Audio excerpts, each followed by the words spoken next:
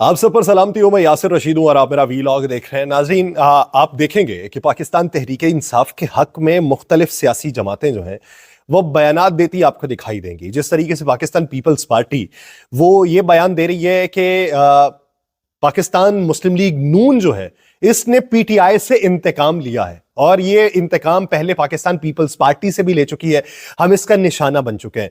पाकिस्तान मुस्लिम league नून भी रफ्ता रफ्ता ये बात करेगी कि हम तो ये चाहते थे कि वो बल्ले के साथ मैदान में उतरे, हम नहीं चाहते थे कि उन्हें उनके निशान से महरूम कर दिया जाए। दीगर सियासी जमातें भी उनके बारे में बयान देंगी। जिस तरीके से कल रात गए एक प्रेस कॉन्फ्रेंस होती है और उसमें निगरान वज़ीर आला पंजाब ये कहते हैं कि आरपीयूज और कमिश्नर्स को मैंने ये हिदायत की है कि सभी के लिए मायार एक होना चाहिए। अगर किसी ने इंतजामी तौर पे किसी के साथ नारवा सुलूक रखा तो फिर वो भुगतेगा। इस तरह के बयानात आएंगे। अजमल सिराज का लिखा हुआ है कि घूम फिर कर उसी कूचे की तरफ आएंगे।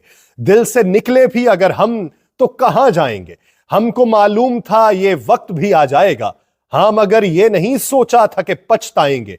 ये भी तय है कि जो बोएंगे वो काटेंगे यहां, और ये भी कि जो खोएंगे वही पाएंगे। एक दिन खुद को नजर आएंगे हम भी अजमल, एक दिन अपनी ही आवाज से टकराएंगे। ये बयानात क्यों आना शुरू होंगे? उसकी बुनियादी वजह है, वो बुनियादी वजह रूनमा हो चुकी है। साइफर केस में साबिक वज़ीर आज़म इमरान खान के खिलाफ इस्तगासा के मुकदमे को ठीक ठाक जक पहुंची है, जिसके बाद यह मंजरनामा होना शुरू हुआ है क्योंकि उस पे इबहाम अब पैदा होना शुरू हो चुके हैं।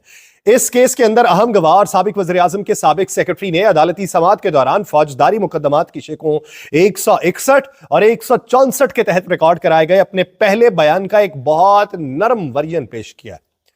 आजम खान साहब ने, क्योंकि उनके बारे में इमरान खान साहब ने यह कहा था कि वो कुरान पे हाथ रख के हलफ दे तो मैं मान लूंगा, उन्होंने अदालत के सामने अपने बयान के वो धमाका खेज हिस्से शामिल नहीं किए जो उन्होंने फेडरल इन्वेस्टिगेशन एजेंसी को दिए थे और मजिस्ट्रेट के सामने बयान दिए थे। ट्रायल कोर्ट में उनके बयान में अगरचे साइफर की गुमशुदा नकल का तज़किरा तो है, लेकिन उसमें उन्होंने ये नहीं कहा कि इमरान खान ने अपने सियासी फवायद के लिए या आला फौजी कमान को निशाना बनाने के लिए इस खुफिया दस्तावेज का गलत इस्तेमाल किया। क्योंकि फौजदारी मुकदमात के कवानीन के शिक 161 और 164 के तहत रिकॉर्ड किया गया उनका पहला बयान जो था उसके मुताबिक इस्तगासा के मुकदमे का उसे हिस्सा बनाया गया था और अदालत में पेश किया गया था। उसका तज़किरा उन्होंने अदालत में इस्तगासा के गवाह के तौर पर भी नहीं किया। उन्होंने उस बयान के अंदर यह कहा था कि मेरा ख्याल है कि वज़ीर आज़म इमरान खान ने पाकिस्तानी फौज की आला कमान यानी आला अफसरान को टारगेट करके उन्हें दबाव में लाने के लिए मंसूबाबंदी की ताकि वो उन्हें अदम एतमाद के वोट से बचाकर उन्हें सियासी फायदा पहुंचाने के लिए आगे आए।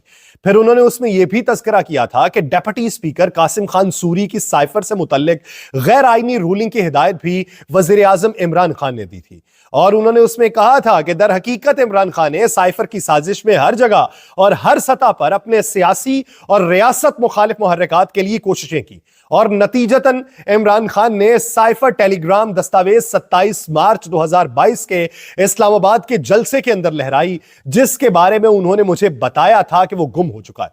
एक क्लासिकी खुफिया दस्तावेज का ये गलत इस्तेमाल वज़ीर आज़म इमरान खान ने सियासी मकासद के लिए किया था और ये अवामी ओहदे के लिए उनकी जानिब से एतमाद की खिलाफ वर्जी थी जो कि पाकिस्तान की फॉरेन पॉलिसी के मफादात पर पाकिस्तान के लिए कंप्रोमाइजिंग हालत में ले आया था।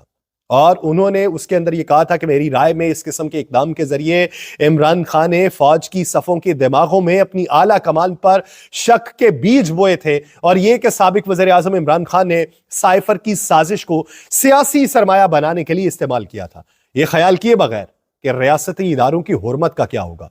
और उन्होंने अपने हामियों को रियासत मुखालिफ एजेंडे के लिए और सियासी मफादात के लिए चार्ज कर दिया था। ये इससे पहले 161 में जो उनका बयान था ये वो हिस्सा है जो आज़म खान के पहले बयान के अंदर शामिल था और जो ट्रायल कोर्ट में उनके बयान में भी शामिल नहीं था। और उनके बयान का यही हिस्सा इमरान खान के खिलाफ साइफर केस का कलीदी आमिल था। लेकिन मौजूदा सूरत हाल में जब साबिक वज़ीर आज़म ने यह कहा कि मेरे सामने लाएं और कुरान के ऊपर उनसे हलफ लें, तो अदालत के रूबरू उनके बयान का बहुत नर्म वर्जन मंजर आम पे आया है और ये इस केस के लिए आने वाले दिनों के अंदर तकरीबन हिला के रख देगा और इस केस को कमजोर कर देगा, क्योंकि इस केस में जो मेन कड़ी थी वो आजम खान साहब की थी और वो कड़ी किसी हद तक या तो ढीली हो चुकी है या टूटती हुई दिखाई दे रही है। लेकिन इसमें मौजूदा मंजरनामे में तोशाखाना अगर रेफरेंस की बात की जाए, ये एक केस है, दूसरे फिर केस की बात करते हैं, उसमें हकाइक ये सामने आए कि दुबई में पाकिस्तानी काउंसिल जनरल ने भारतीय रेनबो इंटरप्राइजेस कंपनी से राब्ता किया, जहां पे पार्ट टाइम सेल्समैन का काम करने वाले मुलाजिम ने उस तोहाइफ की कीमत लगाई जिसके ऊपर केस है। क्रॉस एग्जामिन जो है वो वकील सरदार शहबाज खोसा के सामने आया और वकील ने उसमें देखा तो लूप होल्स थे। गवाह ने जो तहाइफ का बताया उसकी कीमत का तायुन सिर्फ तस्वीर को देख के किया, कभी भी उसको तहाइफ जो है वो हैंड ओवर नहीं किए गए। शहबाज खोसा ने, वकील शहबाज खोसा जो थे, उन्होंने पूछा कि हीरे को हमेशा कैरेट के अंदर उसकी मेजरमेंट की जाती है, लेकिन आपने ग्राम के अंदर लिखी हुई है। नैब गवाह ने बताया कि क्लरिकल मिस्टेक हमसे हो गई। उन्होंने पूछा कि क्या आप तस्वीर को देखकर हीरे की कीमत का अंदाजा लगा सकते हैं? नैब के स्टार गवाह ने जवाब दिया कि हीरे की कीमत जो है वो स्पेसिफिकेशन जो है उसका अंदाजा लगाया जा सकता है उसको देख के, तस्वीर से नहीं। हालांकि गवाह खुद माना है कि पाकिस्तानी काउंसिल जनरल ने उसे तस्वीर दी थी जिन्हें देखकर कीमत का अंदाजा लगाया गया था और फिजिकली उसे वो तहाइफ कभी मिले ही नहीं। नैब गवाह ने यह भी बताया कि कई कंपनीज ने तहाइफ की कीमत का तायुन करने से इनकार कर दिया था और आखिर में जाके भारतीय कंपनी से इस ज़िमन में रुजू किया गया। अब अंदाजा लगा ले कि एक भारतीय कंपनी में पार्ट टाइम सेल्समैन का काम करने वाला शख्स सिर्फ तस्वीर को देख के हीरो की कीमत का अंदाजा लगा रहा है और उस पर नैब ने इतना बड़ा केस खड़ा कर दिया। यह भी केस कमजोर पड़ता दिखाई दे रहा है और बादियुन नजर में ये केसेस जो कमजोर पड़ते दिखाई दे रहे हैं, इसी ज़िमन में मुख्तलिफ सियासी जमातों को यह लगता है कि बिसात जो बिछी थी उसे रफ्ता रफ्ता लपेटना शुरू कर दिया गया और मुख्तलिफ सियासी जमातें जो हैं वो अब अपने तई मंजरनामा कुछ ना कुछ निकाल सकती हैं, बसूरत दीगर तो उनके लिए मुश्किलात हो जाएंगी। अब पाकिस्तान तहरीक इंसाफ से जिन लोगों ने अपनी राहें जुदा कर ली उनकी तो समझ आता है कि जिस तरीके से उनके ऊपर प्रेशर डाला गया होगा, लेकिन पाकिस्तान मुस्लिम लीग नून के बड़े रहनुमा मंजर आम से पीछे हटना शुरू हो गए हैं, तो ये एक बड़ी बात है।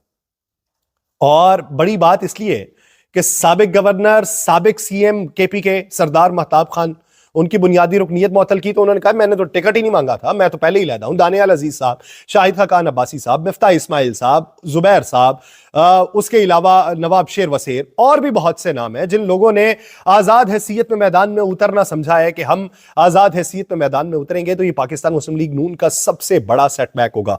पाकिस्तान मुस्लिम लीग नून को पता नहीं क्यों लगता है कि इनके वर्चुअल जलसे रोक के जो है इक़दामात किए जा सकते हैं, जिसको पाकिस्तान टेलीकम्युनिकेशन अथॉरिटी ये कहती है कि तकनीकी खराबी के बायस इंटरनेट की सर्विसेज जो थी वो मुअत्तल हुई थी, लेकिन वो तकनीकी खराबी दूर कर दी गई है। तो ये तकनीकी खराबी उसी दिन का टाइमर लगा के आती है कि जिस दिन में एक सियासी जमात जो है वो अपने वर्चुअल जलसे का ऐलान करना होता है उस तो तकनीकी खराबी हम उम्मीद करते हैं कि ये तकनीकी खराबियां अगले दिनों में भी हमें देखने को मिलती रहेंगी, क्योंकि ये उम्मीद जो है ये हमारी बरानी है और बहुत सी उम्मीदें नहीं बराती, ये तो बरानी है।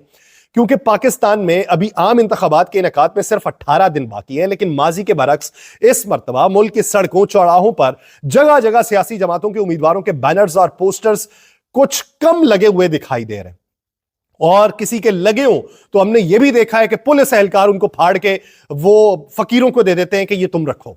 पाकिस्तान के इलेक्ट्रॉनिक और प्रिंट मीडिया पे भी अगर नजर दौड़ाएं तो यहां पर भी आपको सियासी जमातों के इश्तिहारात की भरमार दिखाई नहीं देती जो माजी के अंदर दिखाई देती थी। अगर माजी के इंतखाबात के वक्त को याद करें तो टीवी अखबारात के इश्तिहारों में कहीं बल्ले का जोर था, कहीं शेर की धाड़ थी, कभी तीर का निशाना था, मगर इस बार ना कोई इश्तिहारात की भरमार है, ना ही जलसे जुलूस है और इंतखाबी दफातर के बाहर बैठे अफराद की गहमा गहमी भी दिखाई नहीं देती। मुल्क में आम इंतखाबात के इनेकाद में तकरीबन 3 हफ्तों से कम का वक्त बाकी है। इसके बावजूद भी सियासी कारकुनों और आम लोगों में भी जोश खरोश कुछ कम मालूम होता है।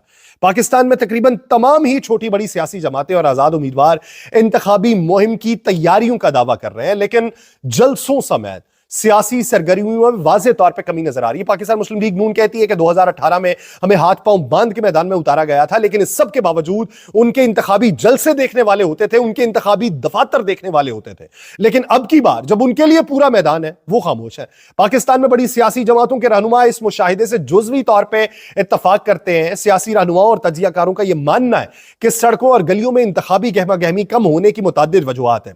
जिनमें इंतखाबात से मुतालिक लोगों में गैर यकीनी है, लोगों का मुबैना तौर पर सियासत से एतमाद उठ जाना है, मौसम की सख्ती भी है, एक बड़ी सियासी जमात का इंतखाबी दंगल से बाहर होना भी है। इलेक्शन कमीशन ऑफ पाकिस्तान और सुप्रीम कोर्ट ये वाजे कह चुके हैं कि इंतखाबात 8 फरवरी को ही होंगे। अब इस ज़मन में बहुत से जो सियासी तजियाकार हैं वो ये राय देते हैं कि नहीं, मुल्की हालात ऐसे नहीं है, तो इस ज़मन में इलेक्शन कमीशन की ये जिम्मेदारी भी बनती है कि अपना एक एक नुमाइंदा उनके साथ भी लगा दें, ताकि ये बताते रहें कि इलेक्शन 8 फरवरी को ही होने वाले हैं।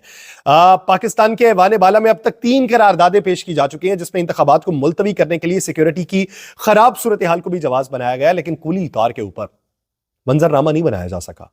और लोग ये राय रखते हैं कि एक दिन पहले उम्मीदवार का पता चले ना तो उसके ऊपर ठप्पा लगा देंगे, उसके निशान का पता चल जाने दें।